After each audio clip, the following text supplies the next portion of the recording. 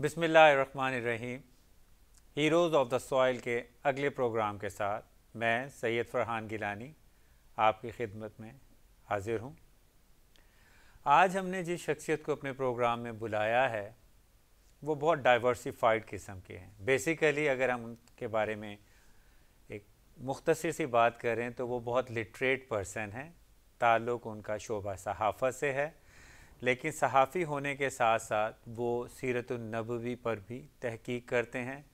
वो मुल्तान से इस कदर मोहब्बत करते हैं कि मुल्तान की हिस्ट्री को हमेशा जानने की कोशिश करते हैं और मुल्तान की हिस्ट्री के कई राज उन्हें मालूम हैं। शायर भी हैं, कॉलमिस्ट भी हैं, बल्कि कॉलमिस्ट होने के नाते उन्होंने अपना एक ब्रांड भी इस्टेब्लिश किया हुआ है जो मुख्तलिफ़ अखबारात के अंदर वो उस ब्रांड के ज़रिए अपने कॉलम शाया करते रहते हैं। उनकी खिदमात के सिलसिले में हुकूमत पाकिस्तान ने उन्हें सितारा इम्तियाज़ से भी नवाजा है। ये अलहदा बात है कि उन्होंने 32 साल जब अपने सलाहियतों का लोहा मनवा लिया तो तब हुकूमत पाकिस्तान ने उन्हें सितारा इम्तियाज़ से नवाजा। ना सिर्फ ख़ुद अदीब हैं बल्कि अदब से इतना ज़्यादा ताल्लुक़ रखते हैं कि उन्होंने अपना एक किताब खाना भी खोला हुआ है। मैं मज़ीद वक्त लिए बग़ैर अपने प्रोग्राम में मदऊ करता हूँ जनाब शाकिर हुसैन शाकिर साहब को। जी शाकिर साहब। जी, क्या हाल है? बहुत अल्लाह का करम। आप सुनाइए शाकिर साहब, आप खैरियत से हैं? बिल्कुल ठीक ठाक, अच्छा लग रहा है। यहाँ तो मैं रेगुलर आता हूँ, आईएसपी, और मेरे बच्चे आते रहे हैं, तो जहाँ बच्चों की खुशबू आए तो वहाँ आना तो हमेशा अच्छा लगता है। नहीं, हम हमेशा ये अच्छा लगता है कि जब भी आप इदारे में आते हैं।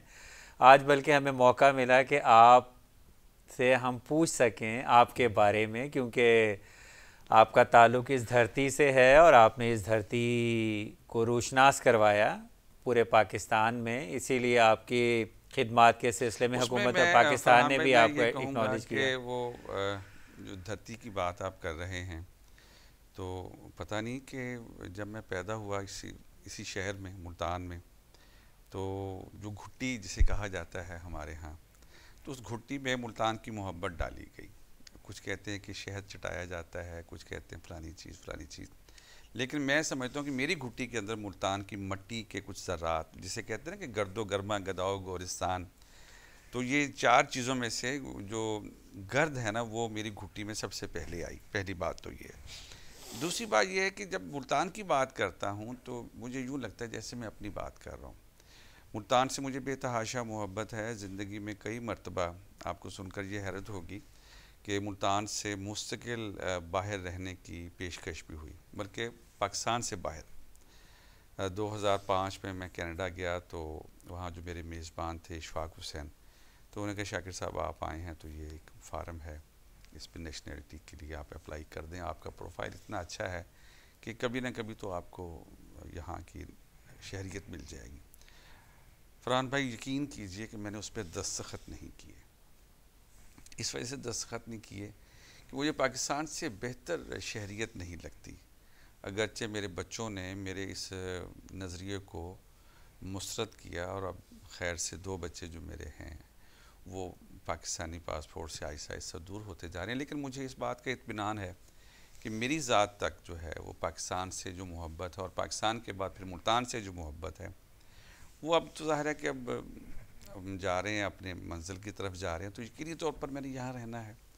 और यहाँ रहने का मतलब है कि मुल्तान रहना है, और मुल्तान रहने का मतलब ये है कि मैंने आप लोगों के साथ रहना है, इस मट्टी के साथ रहना है, इसके दरो दीवार, गली कूचे, लोग, रसूमात, खाने, यहाँ की मौसीकी, यहाँ की शायरी, ड्रामा, सियासत, सकाफ़त, हर चीज़ जो है वो मतलब मुझे फ़ैसिनेट करती है। अब यकीन करें कि मैं वाहिद अपने घर में वाहिद फ़र्द हूँ कि जो आज भी मुल्तान की गली कूचों में चला जाता हूँ और मुझे कभी भी वहाँ पर गुम होने का शायबा तक नहीं होता, बल्कि मैं एंजॉय करता हूँ गली कूचों के साथ, वहाँ पर बाज़ारों, वहाँ बोली जाने वाली जो बोलियाँ हैं, आपको पता ही नहीं होगा कि बेशुमार ऐसे लोग यहाँ रहते हैं कि हमें पहली मरतबा उनकी ज़ुबान सुनने का इत्तेफाक होता है। मेरी मदर जो ज़ुबान है, माँ की जो ज़ुबान है, वो तो पंजाबी है, लेकिन मैं सराइकी बड़ा अच्छा बोल लेता हूँ। मुझे जो रोहतक वाले हैं उनके साथ बात करना भी अच्छा लगता है। उर्दू आप मेरी सुन रहे हैं, पंजाबी भी लिख लेता हूँ, बोल लेता हूँ, सराइकी भी लिख लेता हूँ। बल्कि सराइकी का तो मैं पिछले 14 साल से पाकिस्तान टेलीविज़न मुल्तान सेंटर से करंट अफेयर्स का प्रोग्राम कर रहा हूँ। वो जब यूट्यूब पे जाता है तो वो लोग मुझसे पूछते हैं, मेरे बच्चों से पूछते हैं, मिसेस से पूछते हैं कि आप सराइकी स्पीकिंग हैं। वो कहते नहीं, ये बस घर में अकेला है जो इतनी रवानी से सराइकी में बात करता है। लेकिन सराइकी भी हमारी ज़बान है, पंजाबी भी हमारी ज़बान है, रोहतकी भी हमारी ज़बान है, तमाम ज़बानें हमारी हाँ, अपनी ये कौमी ज़ुबानें हैं, कौमी ज़ुबानें हैं। और शाकिर साहब जो हैं इन तमाम ज़बानों को जब ब्लेंडर के अंदर डाल के मिक्स करते हैं तो वो उर्दू की सूरत में बाहर आती है, क्योंकि वो उर्दू से भी इतनी अच्छा, मोहब्बत ये आपने करते हैं। जो ब्लेंडर का लफ्ज़ इस्तेमाल किया ना, उर्दू बजाते खुद एक ब्लेंडर लश्करी ज़बान मतलब है। उसमें सारी ज़ुबानों के अल्फाज मौजूद हैं। और मुझे इसलिए अच्छा लगता है उर्दू में कि ये बड़ी खूबसूरत ज़ुबान है और मैं समझता हूँ कि इस ज़ुबान को कभी ज़वाल नहीं होगा इंशाअल्लाह। आप देखें कि हम जब हिंदी के कोई गाने सुनते हैं तो बुनियादी तौर पे वो भी सारा उर्दू का समझ के हम सुनते हैं ना। उर्दू अपनी मतलब अपने तौर पे एक मुकम्मल ज़ुबान है। बल्कि मैं तो ये देख रहा हूँ कि आहिस्ता आहिस्ता लोगों का रुझान बढ़ रहा है। लोग कहते हैं कि हमारे बच्चों को उर्दू आनी चाहिए और मैं भी इस हक़ में हूँ कि उर्दू जो है ना वो उसका आना बड़ा ज़रूरी है। और ख़ास तौर पे मैं उनसे मुखातिब हूँ जो बैरून मुल्क हैं कि आप दुनिया के किसी भी कोने में हों, आप जर्मन सीख रहे हैं, फ्रांसीसी है, अंग्रेज़ी है या कोई और ज़ुबान है, लेकिन मैं अपने पाकिस्तानियों से ये अपील करूँगा कि आप अपने जो पाकिस्तान की ज़ुबान है वो अपने घर में लाजमी बोलें बच्चों के साथ। ये ना हो कि जब ज़िंदगी के किसी मोड़ पर वो पाकिस्तान आना चाहें तो आपके लिए यहाँ पर रहना मुश्किल हो जाए। यहाँ मैं शाकिर साहब से एक सवाल ज़रूर करूँगा कि उर्दू हमें बोलनी चाहिए, लेकिन मैं ये महसूस करता हूँ कि शायद हमारे ऊपर यलगार है और कल्चर्स की, तो मैं उर्दू को तब्दील होता हुआ महसूस कर रहा हूँ। हम अपने जो बचपन में बोला करते थे, हम कहते थे मुझे ये चाहिए या इस काम को अच्छे तरीके से करना। अब क्या कहते हैं, मैं मेरा और अच्छे से करना। अब ये शायद तब्दीली है और उर्दू वैसे भी वेलकम करती है, क्योंकि उर्दू और अमेरिका मुझे इस लिहाज से एक जैसे लगते हैं कि उर्दू लश्करी ज़बान है, हर लैंग्वेज को वेलकम करती है और अमेरिका में भी जो भी चले उसे वेलकम करता है और नेशनलिटी दे देता है with the passage of time. तो उर्दू का इस तरह तब्दील होना, मैं शाकिर साहब से पता करूँगा क्या उर्दू के लिए बेहतर है या उर्दू में बिगाड़ पैदा हो रहा है? देखें, आपका जो सवाल है वो जब आप इस प्रोग्राम की रिकॉर्डिंग देखेंगे तो उसमें भी आप इस सवाल में देखें कि आपने 3 मरतबा उर्दू में सवाल करते हुए अंग्रेज़ी के 3 लफ्ज़ बोले। जी, वो तो मैंने पहले ही कहा, लश्कर की ज़बान है। वेलकम कहा आपने, लैंग्वेज कहा, एक और लफ्ज़ बोला। अच्छा, यहाँ थोड़ा सा ना मैं एक छोटी सी बात अर्ज़ करना चाहूँगा। यहाँ मुल्तान का बड़ा स्कूल है प्राइवेट सेक्टर के अंदर, मैं नाम नहीं ले रहा। उन्होंने मुझे कहा, उनके टीचर का फ़ोन आया कि सर हम उर्दू का वीक मना रहे हैं तो आप तशरीफ़ लाएँ। मैंने कहा जी मेरी तो सेहत बड़ी वीक है तो मैं उर्दू का वीक कैसे आ सकता हूँ, अगर आप उर्दू के हफ्ते में बुलाते तो मैं आ जाता। तो वो बुनियादी बात ये है कि जो हमारे यहाँ उर्दू का बिगाड़ है ये गलत है। उर्दू को उसकी जो असल हैसियत है वो मिलनी चाहिए। अच्छा, ये मुश्किल काम नहीं है, बड़ी दिलचस्प चीज़ें हैं ज़ुबान के बारे में। मसलन मैं अपनी ज़ात तक बताता हूँ कि मैं अपने जो दस्तखत हैं बैंक के लिए वो मैंने उर्दू में रखे हुए, सारे हैरान होते हैं। मैंने कभी जो चेक है वो अंग्रेज़ी में नहीं काटा, मैं उसमें जो इबारत है वो उर्दू में लिखता हूँ। अच्छा, ये तो चलो एक मेरी ज़ात तक का मसला है। मैं बेटी की शादी थी तो ज़ाहिर है बेटी पढ़ी लिखी, उसने MS किया हुआ। मुझे कहती पापा जान वो ना मेरा कार्ड जो है ना आपने अंग्रेज़ी में छापना, उर्दू में नहीं छापना। मैं कहा पागल हो गई है, मैं उर्दू में लिखता हूँ, सारे दोस्त मेरे उर्दू वाले हैं, मेरी पहचान उर्दू की वजह से है, जितनी मुझे इज़्ज़त एहतराम मिला है मुझे उर्दू की वजह से मिला है। मैंने कहा ये मैंने लोगों से बातें नहीं सुननी कि लिखते उर्दू में हैं, बोलते उर्दू हैं और सारा ताल्लुक़ आप मेरी बेइज्जती कराएंगे। मैंने कहा उनैज़ा बेटा बात यह है कि बेइज्जती हो या जो कुछ हो, मुझे तो समझ नहीं आती कि जिन लोगों को हमने कार्ड देना है उसमें 80% लोग तो अंग्रेज़ी पढ़ नहीं सकते। तो सिर्फ ये है कि हमें एक कॉम्प्लेक्स है कि जी बस वो एहसास से कमतरी है कि बस हमारा जो कार्ड है वो अंग्रेज़ी में होना चाहिए। अच्छा, बहरहाल वो मैंने फिर नाजरीन, बहुत ही मज़ेदार गुफ्तगू चल रही है। हम ये जानना चाहेंगे कि शाकिर साहब ने अपनी साहबजादी को कैसे मुतमईन किया, और इसके अलावा हम जानेंगे कि मुल्तान की हिस्ट्री जिसे आज तक लोग सही तरह मालूम नहीं कर पाए, तो शाकिर साहब की तहकीक कहाँ तक हमें बताएगी कि मुल्तान कितना पुराना है। ये तमाम चीज़ें हम जानेंगे एक ब्रेक के बाद।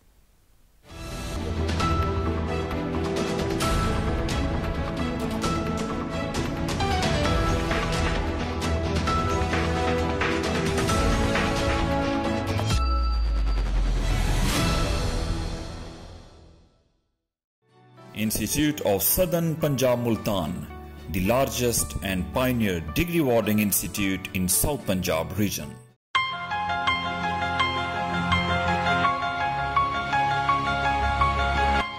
In the age we live, knowledge is power, and education is the training to acquire it. Enter Institute of Southern Punjab Multan, where freedom, empowerment, creativity and innovation from the cornerstone of the future.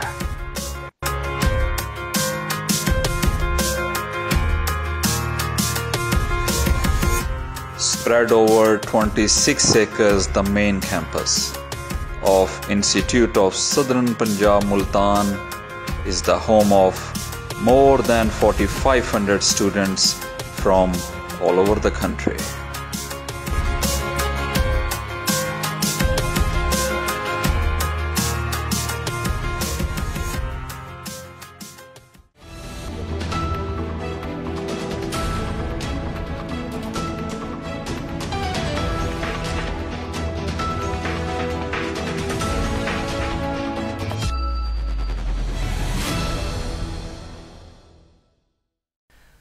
Welcome to the show. हम शाकिर साहब से अब गुफ्तगू का सिलसिला वहीं से शुरू करेंगे कि उन्होंने अपनी साहबजादी को कैसे मुतमईन किया। जी सर। अच्छा, वो बेटियों को मुतमईन करना बड़ा मुश्किल होता है, क्योंकि बेटियां के जो लाड हैं और प्यार हैं वो तो वैसे ही सारी ज़िंदगी रहते हैं, चाहे बंदा उम्र के किस हिस्से में चला जाए। अच्छा, मैं अपने आर्टिस्ट के पास गया तो मैंने कहा कि यार कोई उर्दू का ना, मैं कहती जी आप कमाल करते हैं, आप इतने नोन बंदे हैं तो आप ये क्या करें। मैं क्या छोड़ पड़े।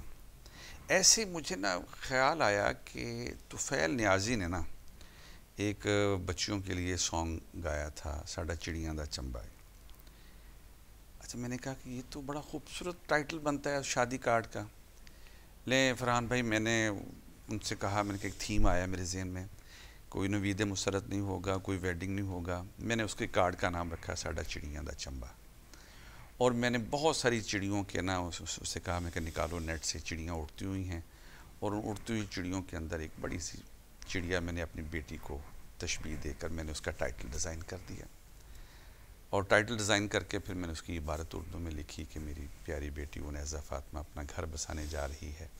जब घर के बाद ये लफ्ज़ आया तो मैंने एक घोंसला वहाँ पर बना दिया, और घोंसले के अंदर दो परिंदे, और उसको मैंने घर को मैंने रेड मतलब कलर स्कीम के साथ जोड़ दिया। अब जैसे उसको बेटी को मैंने उसके मेल किया तो कहने लगे कि पापा जान कमाल हो गया, कोई अंग्रेज़ी का कार्ड नहीं होगा, यही वाला कार्ड चलेगा।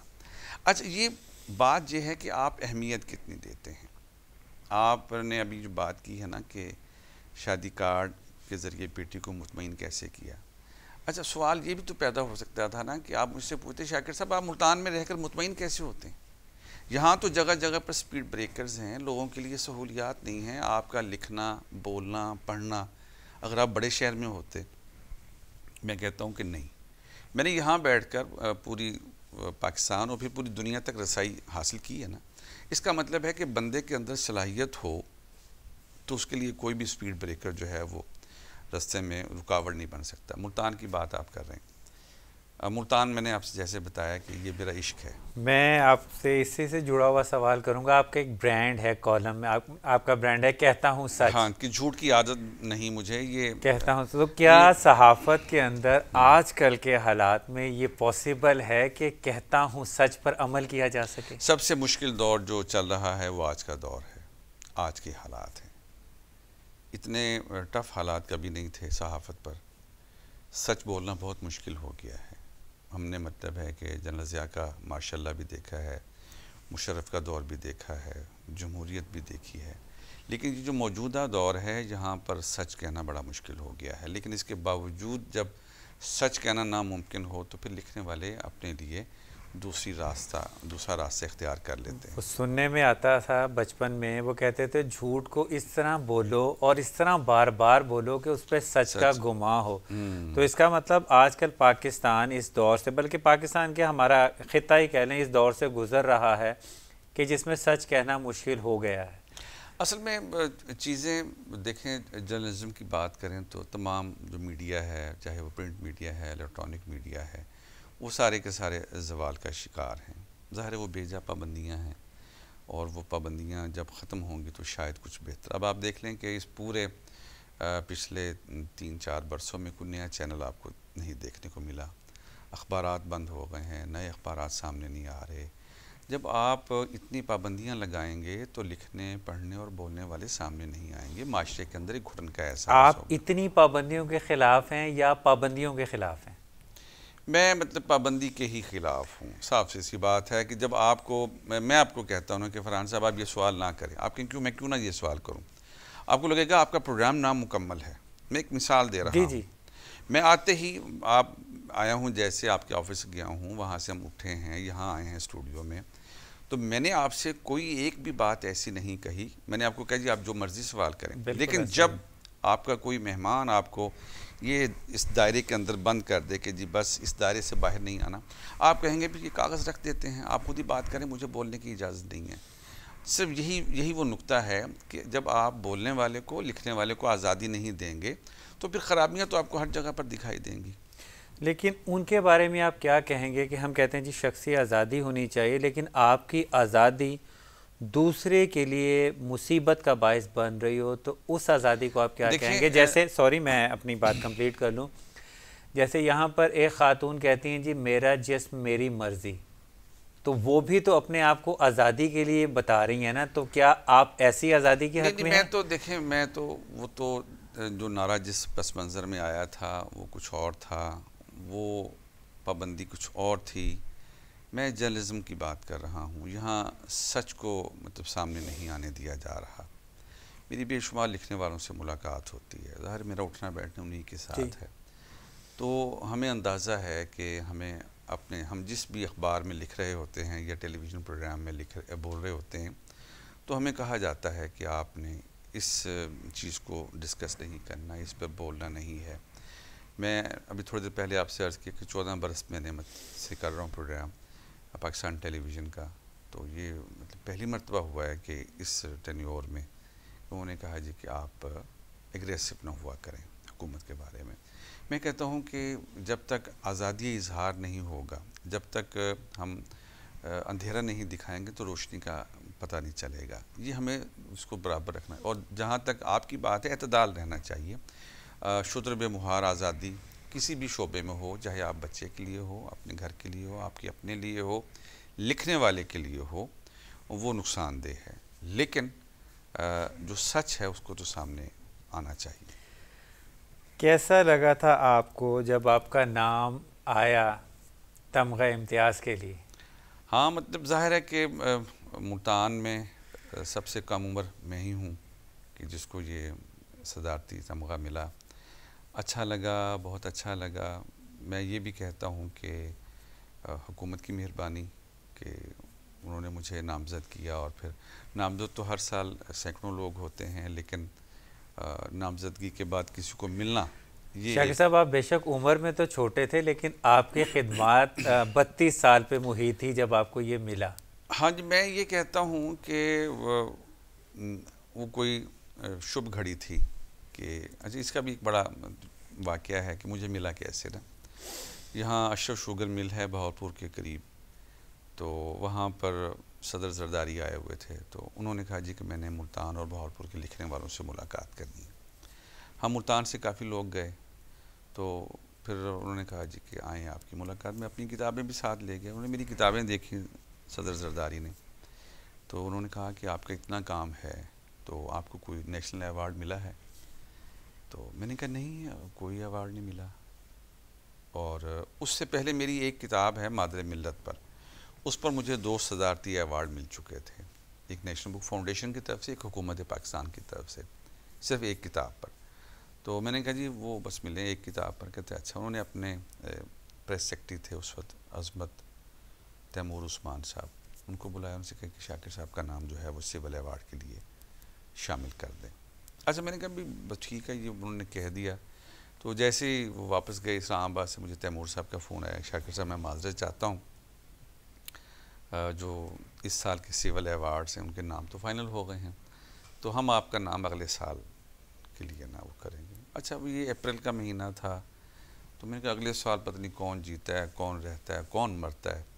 लेकिन कमाल की बात ये है कि अगले साल फरवरी में, मतलब देख लें इतने महीने गुजरने के बाद, मुझे मुल्तान के प्रेस इंफॉर्मेशन डिपार्टमेंट के हमारे जो इंचार्ज थे उस ज़माने में सईद शेख साहब, उनका फ़ोन आया कि आप अपना ना प्रोफाइल भिजवाएं, CV भिजवाएं, हमें इस्लामाबाद से ना आया है कि जी शाकिर साहब का CV मंगवाएं उनको अवार्ड के लिए। अच्छा मैंने भिजवा दिया। मैंने कहा अच्छा ये वही वाला, मैंने कहा प्रैक्टिस चल रही है पिछले साल वाली। फिर कोई मतलब है कहीं पर भी खामोशी होगी, कोई किसी ने रब्ता नहीं किया। तो रमज़ान था और 14 अगस्त को मैं सहरी खा के सोया तो मुझे ना दुबई से फ़ोन आया, मेरे दोस्त हैं राना नासिर, तो उन्होंने कहा कि शाकिर साहब मुबारक हो, आपको अवार्ड मिल गया है। मैं क्या, मुझे तो नहीं पता। कहने नहीं मैं इस वक्त टेलीविज़न देख रहा हूँ, एक्सप्रेसो ने नीचे टिकर चल रहा है आपके नाम का। मैंने टेलीविज़न ऑन किया, तब तक वो टिकर जो है वो ख़त्म हो चुका था। अच्छा अब नींद तो नहीं आई, लेकिन मैंने कहा भी देखते हैं।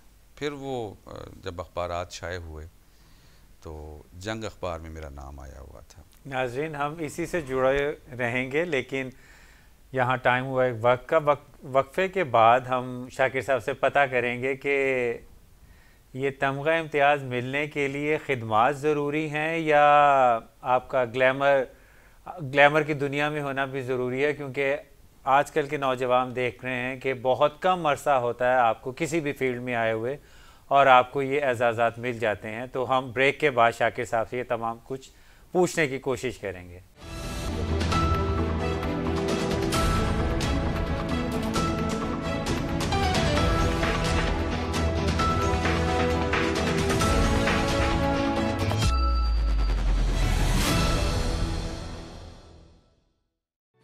Institute of Southern Punjab Multan, the largest and pioneer degree awarding institute in South Punjab region.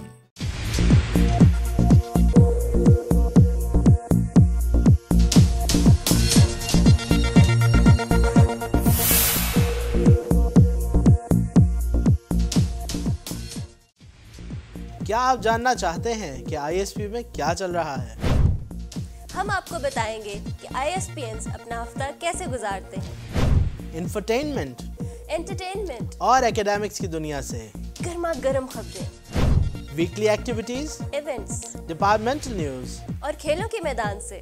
Weekly news के साथ मैं अरसलान जावेद और मैं सिद्रा जमील कादरी, हम लेकर आ रहे हैं द फ्राइडे बुलेटिन।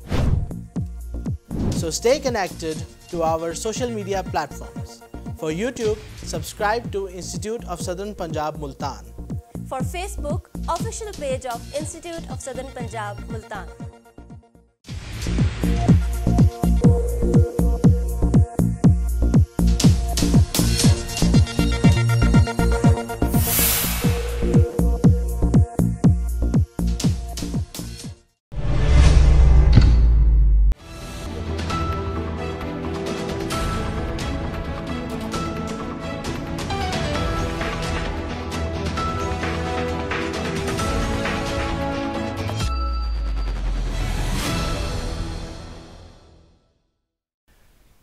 नाज़रीन पेश खिदमत है। वक्फे के बाद बड़ी अच्छी गुफ्तगू शाकिर हुसैन शाकिर साहब से हो रही है। मैं शाकिर साहब से अब जानना चाहूँगा कि उन्होंने मुल्तान को भी स्टडी किया है, मुल्तान की हिस्ट्री में बहुत ज़्यादा इंटरेस्ट लेते हैं। तो मैं जानना चाहूँगा कि मुल्तान की हिस्ट्री के बारे में उनके ख़यालात क्या हैं, ताकि हमारे नाज़रीन को पता चले कि मुल्तान कितना पुराना है। राजा दाहिर का आपने और मैंने सुन रखा है, उससे पुरानी तहज़ीब का भी हमें सुनने में आता है। इवन मोहनजोदड़ो के बारे में भी हमें पता चलता है और पता चलता है कि मुल्तान मोहनजोदड़ो से भी ज़्यादा पुराना है। इस सिलसिले में शाकिर साहब से पता करते हैं कि उनकी तहकीक क्या बताती है।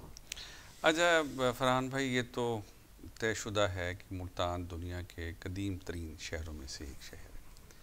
5000 साल पुरानी तारीख़ तो मिलती है। दुनिया का कोई भी आप जब तारीख़ का वर्क खोलें तो मुल्तान कहीं ना कहीं पर आपको नज़र आएगा। आबाद शहर है। पहली बात तो ये कि ये कभी भी बर्बाद नहीं हुआ। इसमें जंगो जदल और हुक्मरानियाँ, कत्लो गारत ये आपको हर जगह पर दिखाई देंगे। पहली बात तो ये है। दूसरी बात ये है कि यहाँ पर तमाम मज़ाहिब के लोग अपने अपने दौर में उन्होंने डोमिनेट किया है। माजी करीब में अगर हम जाएं तो अभी हुकूमत पाकिस्तान के पार्लिमानी एक वफ़द आया हुआ था सुप्रीम कोर्ट की हदायत पर कि जहाँ के जो मंदिर हैं उनकी हालत ज़ार को देखने की, जो पर हालात का जो मंदिर है किला कोना कासिम बाग पर एक अरसा हुआ, वो अब तो उसके आसार ख़त्म हो गए। जब भारत में बाबरी मस्जिद गिराई 92 के अंदर गिराई गई तो इस मंदिर को भी गिरा दिया गया। अच्छा, ये एक ऐसा तारीख़ी मंदिर है कि जो मतलब इसमें बेशुमार नई रसूमात जो हिंदू मत के अंदर थी वो इस मंदिर से शुरू होती हैं। अब जब हम ये देखते हैं इस मंदिर की तारीख़ी हैसियत तो उससे अंदाज़ा होता है कि हिंदू यहाँ पर, और यहाँ पर देखें ना कि आज भी अगर हम चौक बाज़ार के साथ एक गुड़ मंडी है, गुड़ मंडी में भी एक मंदिर है, वहाँ पर मदरसा बनाया हुआ है, वहाँ बच्चियाँ पढ़ती हैं।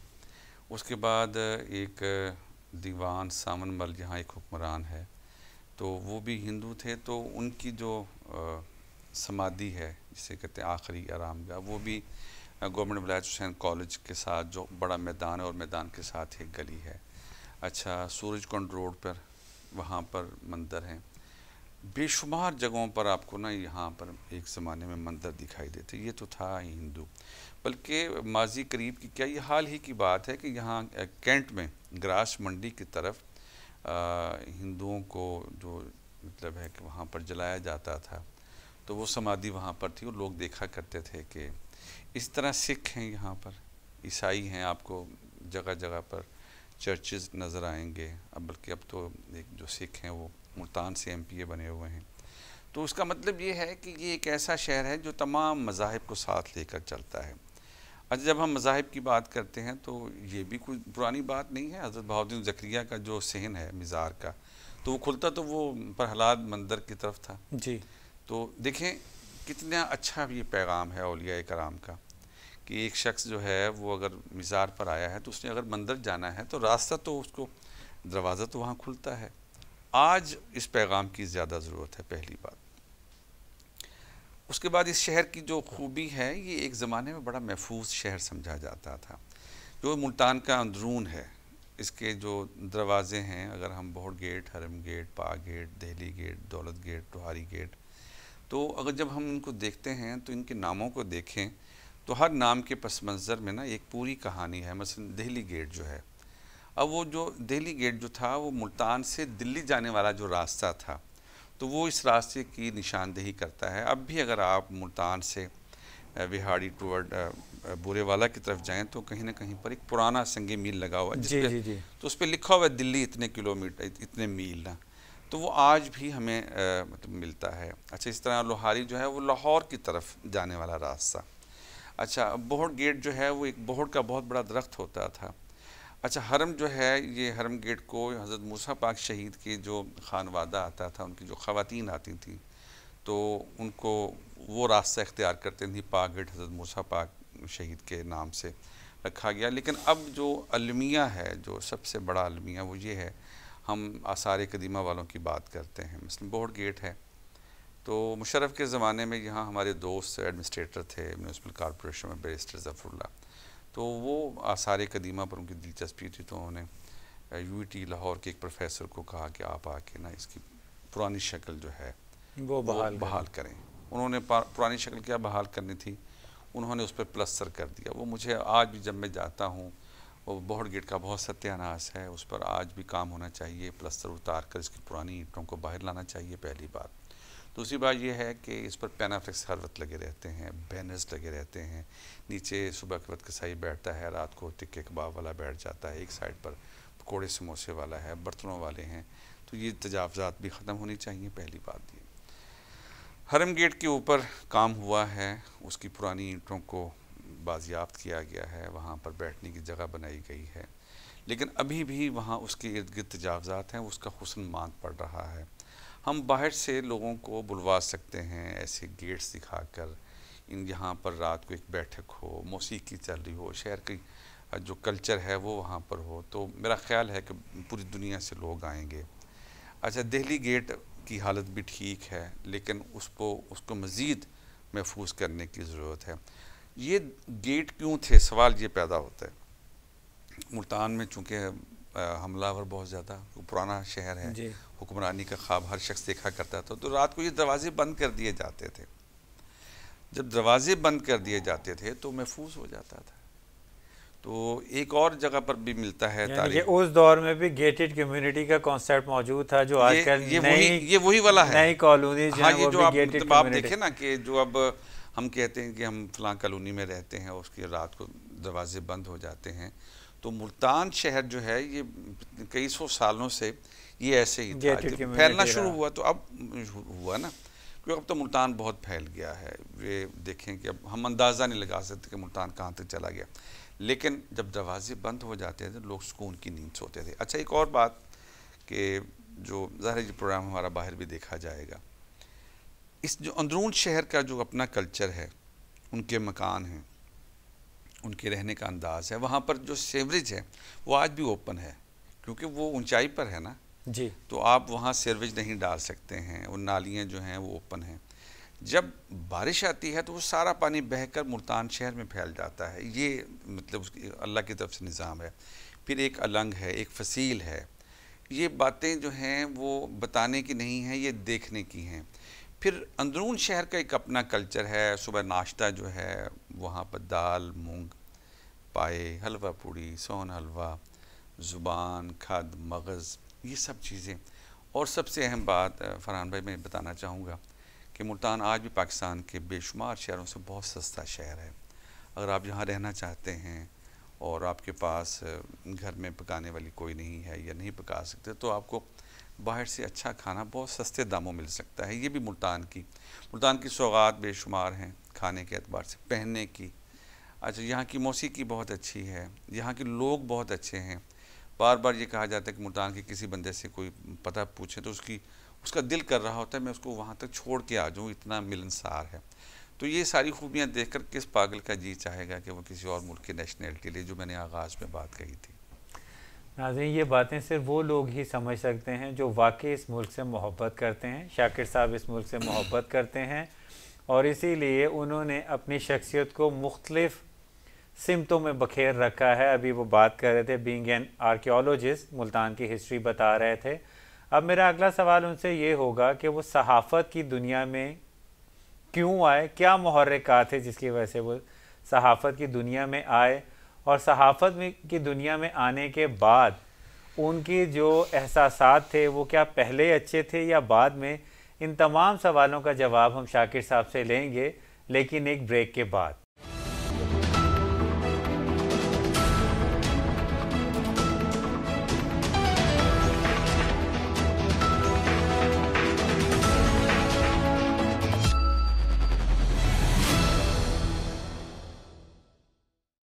Institute of Southern Punjab Multan, the largest and pioneer degree awarding institute in South Punjab region.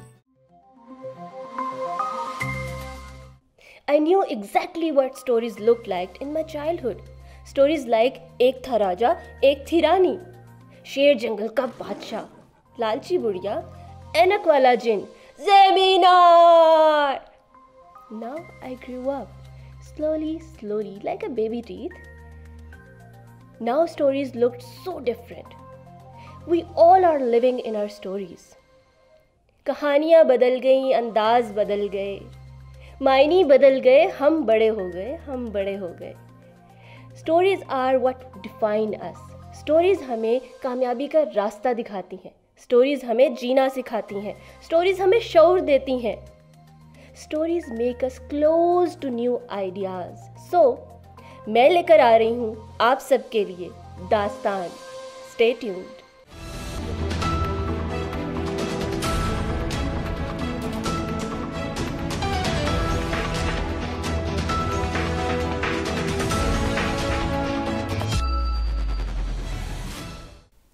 Welcome back.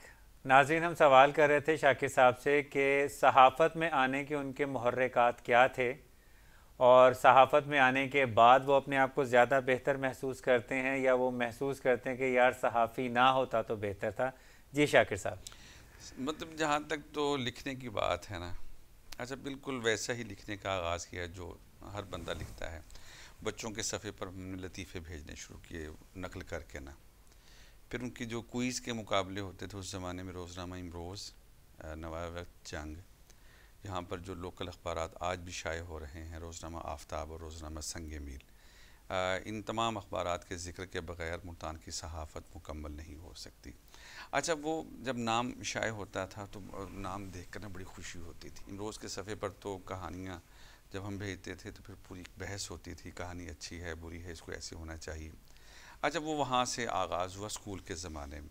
जब मैं कॉलेज में गया, सिविल एंड कॉलेज में, तो मेरे चाचा प्रोफेसर हुसैन सर वहाँ पर इंचार्ज थे बस में अदब के, और वो ख़ुद बहुत बड़े शायर, अदीब और दानिश्वर थे। कुरान पाक का उन्होंने मंजूम तर्जुमा भी किया, उनकी 2 किताबों को सदारती अवार्ड मिला।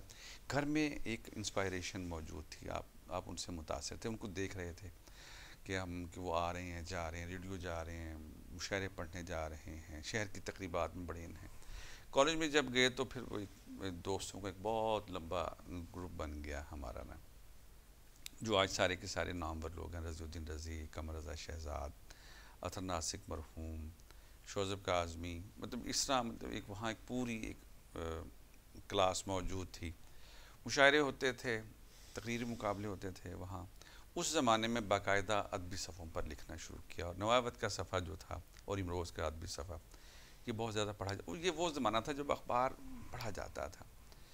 फिर जब देखा कि लोग अब हमें जानना शुरू हो गए, मेरा कॉलम स्टार्ट होता है रोज़नामा हुर्रियत में, तो मेरे लिए मैं समझता हूँ कि वो एक बहुत बड़े एजाज़ की बात थी कि मेरी कोई वाक़फ़ियत नहीं थी, मैंने लिख कर भेजा और मेरा हफ्तावार कॉलम स्टार्ट हो गया। अब जब वो कॉलम स्टार्ट हुआ तो हुर्रियत जो था वो पूरे पाकिस्तान में जाता था। हुर्रियत के बाद फिर जंग की तरफ आया, फिर मैंने नवाए वक्त में लिखना शुरू किया, नवाए वक्त से ख़बरें में एक्सप्रेस, बस इस तरह मतलब ये करते करते सारा सफ़र चल रहा है। लेकिन जो सबसे अहम बात है कि इसने मुझे इज़्ज़त बहुत दी। मैं जो मर्ज़ी कहूँ कि जी जर्नलिज़्म के बुरे हालात हैं, लेकिन इसने एहतराम बहुत दिया, पहचान दी है मुझे, मोहब्बत बहुत करते हैं लोग, अपने मसाइल लेकर आते हैं। फिर कई मरतबा आप कुछ ऐसा लिखते हैं कि जो आपको ना रात को मुतमईन कर देता है। मसलन मुशर्रफ के ज़माने में यहाँ थे हमारे दोस्त, कर्नल थे अब्दाल बेला, बहुत अच्छा लिखते हैं, तो वो मुल्तान के हॉस्पिटल्स और जेलों के इंचार्ज थे। मुझे कहने कि शाकिर यार आज चलिए, आज ना ख़वातीन दी जेल का दौरा करके आइए। मैंने कहा अच्छी बात है, देखते हैं जाकर वहाँ। तो मैंने देखा कि कुछ ख़वातीन जो थीं वो अलग बैठी हुई हैं, जो उसके अंदर बंद नहीं थी, लॉकअप में, कमरे के अंदर बैठी हुई। मैंने कहा ये कौन है? कहने लगे ये वो हैं जिनकी कैद पूरी हो गई है, लेकिन इनके वारसों के पास जुर्माने के पैसे नहीं हैं, वो दियत की रकम जो थी उनके पास नहीं। मैं वापस आया तो मैंने 2 किस्तों पर, उस ज़माने में नवाए वक्त में कॉलम लिखता था, मैंने 2 किस्तों पर कॉलम लिखा और मैंने कहा कि अल्लाह का कोई नेक बंदा आए और इनकी जुर्माने, जो मेरा ख्याल है उस ज़माने में कोई 29 लाख की रकम थी। तो मेरा कॉलम जैसे छपा तो मुझसे लाहौर से करशी वालों ने रब्ता किया। उन्होंने कहा जी आपका कॉलम हम तक पहुंचा है, तो आप तस्दीक करते हैं? मैं कहा जी बिल्कुल तस्दीक मेरे पास क्या करनी है, आप अपना बंदा जेल भेजें, वहाँ पर ये इंचार्ज हैं खातून, तो उनके पास रकम की डिटेल है। तो उन्हें रमज़ान का महीना था, तो 27-28 रमज़ान को उन तमाम ख़वातीन के ना जो जुर्माने की रकम थी वो अदा कर दी। और एक और साहब थे जिनका नाम आज तक मुझे नहीं पता, तो उन्हें ये कहा था कि मेरा नाम शो ना हो तो मैं ये रकम देना चाहता हूँ। उन्होंने, मतलब है कि ये 2, एक तो वो इदारा है, एक वो शख्स थे, तो उन्होंने जुर्माने, ये समझता हूँ कि एक ऐसी नेकी थी कि मैं उस रात बड़ा खुश हुआ कि मेरा ये सफ़र जो है वो रायगा नहीं गया। या कभी आप किसी बीमार के लिए कॉलम लिखें कि उसको इस चीज़ की ज़रूरत है, तो शहर वाले, तब मैं उस ज़माने की बात कर रहा हूँ। अब तो खैर लिखे की और बोलने की कोई हैसियत ही नहीं रही, लोग मतलब बेकदरी का शिकार हो गए हैं, इंफॉर्मेशन ओवरलोड हो गया। हाँ, हर शख्स के पास अपना चैनल है, असल बात ये है। और मुझे बेशुमार लोग कहते हैं जी आप अपने यूट्यूब चैनल क्यों नहीं बनाया। मैं कहा नहीं, मुझे ज़रूरत नहीं है। वजह यह कि जब मैं यूट्यूब चैनल्स का हशर देखता हूँ लोगों का, तो किसी को 10-15 लोगों ने सब्सक्राइब किया होता है और उनकी जो वीडियो अपलोड होती है वो 4-5 से ज़्यादा देखने वाले नहीं होते, तो इसका मतलब है कि ये कार ज़िया है। आप जो काम कर रहे हैं, लिखने का, पढ़ने का, बोलने का, मतलब पढ़ने का काम मुझे ज़्यादा फैसिनेट आज भी करता है। मैं आज भी किताब रात को पढ़ता हूँ, रात को ना पढ़ सकूँ थोड़ा सा वक्त मैं सुबह देता हूँ। अगर सुबह किताब ना पढ़ सकूँ तो ये मुमकिन ही नहीं है कि अखबार पढ़े बगैर मैं घर से निकल आऊँ। एक अच्छे बोलने वाले के लिए, एक अच्छे मेज़बान के लिए पढ़ना बहुत ज़रूरी है। नाज़रीन, शाकिर साहब की शख्सियत ऐसी है कि उनके शख्सियत के जितने पहलुओं को हम खोलते चले जाएं तो एक नया ज़ाविया सामने आता है। मेरा शाकिर साहब से एक सवाल ये भी होगा कि वो उन्हें सीरतुन नबवी सल्लल्लाहु अलैहि वसल्लम से भी लगाव है, तो मैं ये जानना चाहता हूँ कि उन्होंने सीरत के मौजू पर अभी तक कौन कौन सी काविशें की हैं। अच्छा, किताब तो मेरी एक है, वो है बच्चों के लिए। हमारे यहाँ जो ख़राबी आ रही है मज़हब से दूरी जो है, बच्चे जो हैं उनको पता ही नहीं है कि हमारा मज़हब क्या है। हुज़ूर पाक सल्लल्लाहु अलैहि वसल्लम की जो ज़िंदगी के दरख्शां पहलू जो हर वक्त हमारे सामने रहने चाहिए। हमारा निसाब के अंदर भी बेशुमार ऐसी चीज़ें आ गई हैं कि जो उनको हेल्प आउट नहीं कर रही हैं, पहली बात। दूसरी बात यह है कि जब तक आप बच्चों को आगाज़ से इस तरफ नहीं लगाएंगे तो उनके जहन की आबियारी नहीं कर सकते। जब हम ये कहते हैं कि वजह तख्लीक़ कायनात आप सल्लल्लाहु अलैहि वसल्लम की ज़ात बाबरकात है, तो ऐसे में तो आपके घर में ऐसी किताबें होनी चाहिए, बड़ों के पास भी होनी चाहिए, बच्चों के पास भी होनी चाहिए। लेकिन अलमिया यह है कि बड़े बच्चों की तो हम बात करते हैं, हमारे यहाँ तो किताब ही नहीं होती। किसी भी घर के अंदर किताब ख़रीदने का कोई बजट नहीं होता। जब आप महीने का बजट बनाते हैं तो बच्चों की स्कूल फ़ीस है, बच्चों की निसाबी कुतब हैं, कापियाँ, बैग, यूनिफॉर्म, अद्वियात, घर का बिजली का बिल, सुई गैस का बिल, घर का किराया, होटलिंग का, सालगिरह है, वेडिंग है, मतलब हर चीज़ है। अगर कोई बजट नहीं है तो अखबार और किताब का बजट नहीं है। ये हर घर में, अगर आप तहज़ीब चाहते हैं, अगर आप घर में इनकलाब बर्पा करना चाहते हैं, तो अगर आप नहीं ख़रीद सकते तो अब तो सहूलत आ गई है, आप नेट पे बैठ के कोई भी अच्छी सी किताब की से मशवरा कर लें कि मुझे क्या पढ़ना चाहिए। अगर आप परेशान हैं तो मैं कहता हूँ मुश्ताक यूसुफ़ी को पढ़ लिया करें, कोई मसला नहीं है। शायरी का तो अब ये हाल हो गया कि जब से ये सोशल मीडिया आया है तो तमाम शायरों की शायरी मौजूद है, बल्कि उसका सत्यानाश करके मौजूद है, तो उसको छोड़ दें। लेकिन नसर में हर चीज़ अब आ गई है, उसका मुतालिया करें, बच्चों को मुतवज्जे करें, नौक करें। घर के अंदर आप जब इतना सारा सामान लाते हैं, साथ अगर एक किताब भी ले आएँ तो कभी ना कभी वो किताब आपको खोलने पे अपने आप को मजबूर, कभी आप बोर हो रहे होते हैं, कभी आप मोबाइल से बोर हो गए, कभी कंप्यूटर से, कभी घर की मसरूफियत से बोर। अच्छा यार मैं थोड़ा सा किताब पढ़ लूँ, तो मैं समझता हूँ कि वो लम्हा जो है वो आपका सबसे अच्छा और तस्कीन का लम्हा होगा। शाकिर साहब माशाल्लाह बैरून मुल्क भी दौरों पर जाते रहते हैं। मैं शाकिर साहब से पता करना चाहता हूँ कि जब वो बाहर जाते हैं तो पाकिस्तान को कैसा पाते हैं अपने लिहाज से, और जो वहाँ के मकी हैं, जैसे कनाडा गए, अमेरिका गए, दुबई गए, जहाँ कहीं भी गए, तो वहाँ जाने के बाद उनके पाकिस्तान के बारे में एहसासात क्या होते हैं, और वहाँ के जो बाशिंदे हैं लाइक कैनेडियन, अमेरिकन, यूएई के लोग, उनके एहसासात पाकिस्तान के बारे में क्या होते हैं। इन तमाम सवालों का जवाब हम लेंगे एक ब्रेक के बाद। तो नाज़रीन, हमें वक्फा लेना पड़ेगा, तो हाजिर होते हैं ब्रेक के बाद।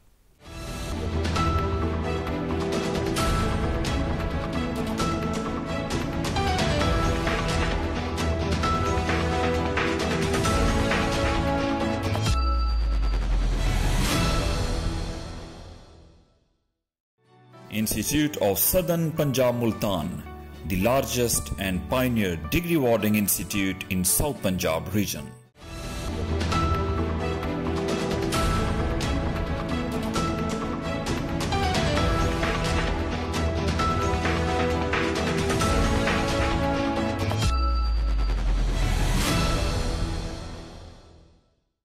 नाज़रीन, पेश खिदमत है। वक्फे के बाद हम शाकिर साहब से सवाल कर रहे थे कि उनकी एहसासात और बैरून ममालिक में जो लोग रहते हैं उनके एहसासात पाकिस्तान के बारे में क्या होते हैं जब वो वहाँ पर होते हैं। इसमें तो कोई दो राय नहीं कि पाकिस्तान को मिस करता हूँ, और जो वहाँ बाहर वाले हैं वो भी पाकिस्तान को मिस करते हैं, ऐसी बात नहीं है। मैं खुद अपने बच्चों की बात करता हूँ, बेटी है, उसका मियाँ है, मेरा अपना बड़ा जो बेटा है, ये तीनों जर्मनी में हैं, अभी गए हैं, कोई ज़्यादा दिन नहीं हुए, लेकिन वो जितने दिन रहे हैं वो पाकिस्तान की एक एक चीज़ से, खानों से, लोगों से, सड़कों से, मुल्तान की, वो घूमते फिरते रहे हैं। मैंने कहा आप इतने अच्छे मुल्क से आए, कहते नहीं पापा जान इससे अच्छा मुल्क तो और कोई नहीं है। तो मैं समझता हूँ कि मैं इससे ज़्यादा लंबी चौड़ी बात क्या कहूँ कि वो जिनके पास अब जो ग्रीन पासपोर्ट है वो अब आहिस्ता आहिस्ता उससे वो दस्तबरदारी की तरफ जा रहे हैं, लेकिन इसके बावजूद वो कहते हैं कि पाकिस्तान जैसा मुल्क, मैं भी कहता हूँ, और इसमें मेरी कोई दो राय नहीं। ज़िंदगी का मुश्किल तरीन वक्त जो आपने फेस किया, मतलब उसमें कोई एक नहीं है, आजकल भी आ सकता है, जो कभी किसी वक्त भी, मसलन अभी मैंने बेटे की शादी की है, तो शादी से बिल्कुल एन पहले चचा की कोविड की वजह से डेथ हो गई, फैमिली में 2 और डेथ्स हो गई, परेशान हो गया। छोटे बेटे की शादी थी, सारे लोग बाहर से आए हुए थे, और कोविड की वजह से मुझे सबका ख्याल भी रखना था, बहुत प्रेशर जिसे कहते हैं, ये मैंने हाल ही में फ़ेस किया है, लेकिन आता रहता है ऑन ऑफिस में। मैं समझता हूँ कि ज़िंदगी नाम ही इसी चीज़ का है, धूप छाँव है इसमें। और ज़िंदगी का खूबसूरत तरीन वक्त जो आप चाहते हैं कि काश वो वापस आ जाए। नहीं, मतलब ओवरऑल मैं समझता हूँ कि जो भी दिन है, मैं कहता हूँ जो गुजर गया वो खूबसूरत है, बाकी अब आगे तो अब मैं कुछ नहीं कह सकता, लेकिन ये है कि एंजॉय कर रहा हूँ ज़िंदगी। नहीं, वो हमारी आपके लिए दुआ है कि आप हमेशा एंजॉय करते रहें। सम टाइम बंदा कहता है ना, काश मेरे स्कूल का दौर वापस आ जाए, कॉलेज टाइम वापस आ जाए। नहीं, मैं ये कहता हूँ मेरे बच्चों का जो बचपन है वो वापस आ जाए, उनके साथ एक मरतबा फिर। ये देखा नाज़रीन, इसे कहते हैं अदीब। वो अपनी जवानी की बात नहीं कर रहे हैं, कहते हैं मेरे बच्चों का बचपन वापस आ जाए तो जवान तो मैं खुद ही हो जाऊंगा। तो हमारे नाज़रीन को ये चीज़ सीखनी चाहिए कि कैसे दुआ मांगनी है कि जिसमें फ़ायदा तो अपना हो लेकिन आप ख्वाहिश दूसरे के लिए कर रहे हैं। ये मैं सिर्फ मजाक की हद तक कह रहा हूँ। अच्छा शाकिर साहब, आपकी राय हमारे इंस्टीट्यूट ISP के बारे में? मैंने तो आगाज़ में कह दिया था, जिस इदारे में मेरे बच्चे पढ़ रहे हों और पढ़ के गए हों और कामयाबियाँ समेटी हों, तो ये तो ऐसे ही है जैसे मैं अपने इदारे में आया हूँ। मुझे आज भी मैं कहता हूँ मुझे अपने स्कूल कॉलेज में जाना, यूनिवर्सिटी में जाना बड़ा अच्छा लगता है। तो यहाँ ISP में आना भी मुझे ऐसा ही लगता है, और मैं भागा भागा आता हूँ। अगरचे वो जो एक अलमिया है मेरे साथ कि सुबह मैं देर से उठता हूँ, लेकिन जब भी आप लोग याद करते हैं तो ऐसे ही लगता है जैसे मैं अपने स्कूल आ रहा हूँ, अपने कॉलेज आ रहा हूँ, अपने घर आ रहा हूँ, और अपने ही शहर की किसी पसंदीदा जगह पर आ रहा हूँ। आपको पोइट्री से भी लगाव है, तो आपके फेवरेट पोइट? एक ज़माने में होते थे, बेशुमार शायर होते थे, लेकिन अब मुझे जो फेवरेट शायरी है, जो अच्छा शेर लगे, अब तो बड़ी अच्छी शायरी हो रही है। हम नहीं कह सकते कि शायर अब अच्छा। सर आप कह रहे हैं बड़ी अच्छी शायरी हो रही है, लेकिन तो गानों के अंदर जब हम शायरी सुनते हैं तो कानों को हाथ लगाने पड़ते हैं, तो फिर अच्छी शायरी कहाँ जा रही है? देखिए, अच्छी शायरी की बात मैं कर रहा हूँ। अगर कोई गाना सुन के छोटा सा बच्चा भी लहक रहा है और उस पर हाथ हिला रहा है, इसका मतलब है कि वो उसमें कोई अच्छा मिसरा, अच्छी मौसीकी, नहीं सर, वो अच्छी आवाज़ तो है। जिस्म तो वो योयो हनी सिंह के गानों पे भी लहरा देते हैं। I am talking about the best poetry. देखें, वही मैंने अर्ज़ किया है ना कि शायरी जो है वो हर दौर के अंदर, लेकिन आज का जो दौर है इसके अंदर बिल्कुल नए फ्लेवर की शायरी हो रही है, बहुत अच्छी शायरी हो रही है। मुल्तान के सिनेरियो में अगर हम देखें तो बेशुमार लोग बड़ी अच्छी शायरी कर रहे हैं। तो मैं समझता हूँ कि आप अब जो है शायर की बजाय शेर जो है आपको नॉक करता है। और सहाफ़त में किससे मुतासिर हैं? सहाफ़त देखें, अब सहाफ़त तो खैर वो रही नहीं, लेकिन ऐसा है कि मीर खलील रहमान जो हैं, मुझे मैंने उनके प्रोफाइल जब देखा है तो वो बड़ी, उन्होंने गुर्बत के ज़माने में मतलब है अखबार शुरू किया था, जंग अखबार, और आज वो ज़ाहिर है कि उनका चैनल है, अखबार है, रसाइल हैं, अंग्रेज़ी अखबार है। तो यकीनी तौर पर उनकी मेहनत जो है वो उनके बच्चों ने उसका समर उठाया है, और मतलब उस अंदाज से।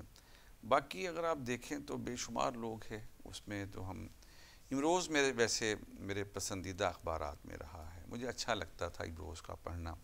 कहा जाता था एक ज़माने में कि जिसने अपनी अंग्रेज़ी अच्छी करनी है पाकिस्तान टाइम पढ़ ले, और जिसने अपनी उर्दू को बेहतर करना है, उर्दू को ख़राबी से पाक करना है, तो इब्रोज़ का मुताला करे।